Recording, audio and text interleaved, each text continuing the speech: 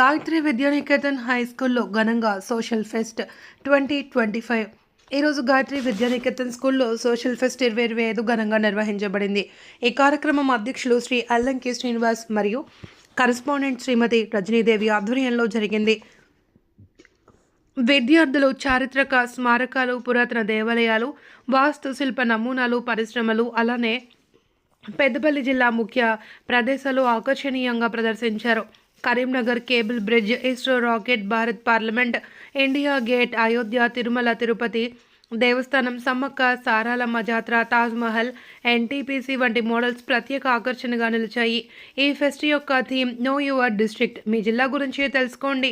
విద్యార్థులు బొమ్మలమ్మ గుట్ట, బోగుల్ల గుట్ట తదితర ప్రదేశాలను ప్రదర్శించి అవగాహన తెలిపారు. వారి కృషి నిబద్ధత ద్వారా ఈ ప్రదర్శనకు విశేష విలువ వచ్చింది. పుస్తకాల ద్వారా మాత్రమే కాకుండా ప్రత్యక్ష అనుభవం ద్వారా కూడా వారు చాలా నేర్చుకున్నారు. సోషల్ టీచర్లు రిజ్వాన్, తేజస్విని, కృష్ణవేణి, కావ్య మార్గదర్శకత్వం అందించారు. తల్లిదండ్రులు ఈ ప్రదర్శనను సందర్శించారు మరియు దీన్ని విజయవంతం చేశారు.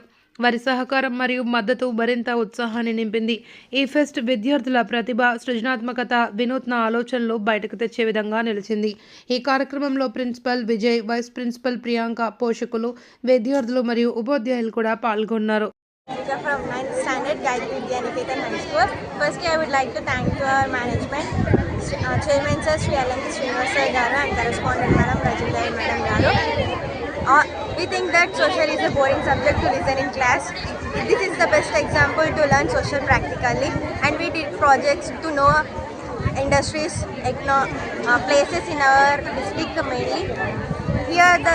Here there are some places to visit in Peddapalli, and I am thankful to our social management, Rizwan sir and Tejaswini madam, and I am thankful to our VP madam to providing this wonderful exhibition in our principal of Gayatri Vidyaniketan. Today we conducted an exhibition of Social Fest of 2025 in Gayatri Vidyaniketan. We feel great that children are having different ideas and their creativity, innovation, everything is they presented in this exhibition.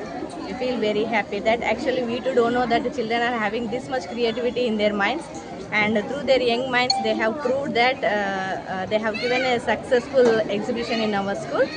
And through this fest they not only learn about the subject, but whatever it is there in our places which we don't know what is there in our places. So actually our theme is that in Peddapalli district, what is the special and what are the places which were not known to the people, that we want to exhibit.